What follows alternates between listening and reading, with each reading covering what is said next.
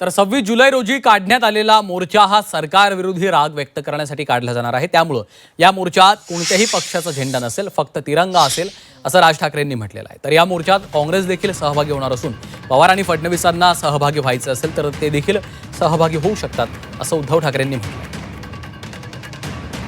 आम्ही देखील जे काही ज्याला मोर्चा म्हणा किंवा काही म्हणा या सगळ्या गोष्टी करताना तिथे आमचे राजकीय पक्षाचे झेंडे नसणार,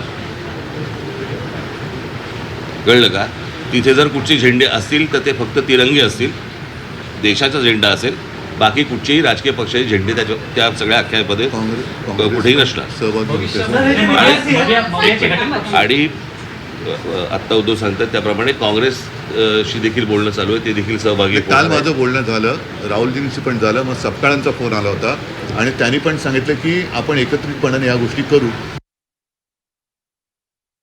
आपला आहे तर देशाच्या भविष्याची ज्यांना चिंता आहे त्यांनी पंतप्रधानांना भेटून त्यांची एक चिंता व्यक्त केली असेल तर मला माहिती नाही, तर नाही तर त्यांनी मुलांना भेटायचं, ते परवा तिकडे गेले होते।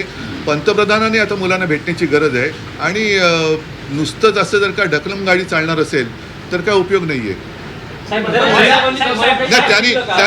नाही आता आपण जे म्हणालात, आम्ही रविवारी मोर्चा जाहीर केलेला आहे, तर रविवारी जर का पवारसाहेब येत असतील, अगदी नरेंद्र मोदी येत असतील, देवेंद्र फडणवीस येत असतील, येऊ द्यात। म्हणजे विरोधी कशाला? जे जे आंदोलनं आहेत त्या आंदोलनांचं स्वागत आहे, त्यांना आमचा हातात पाठिंबाही राहणार आहे।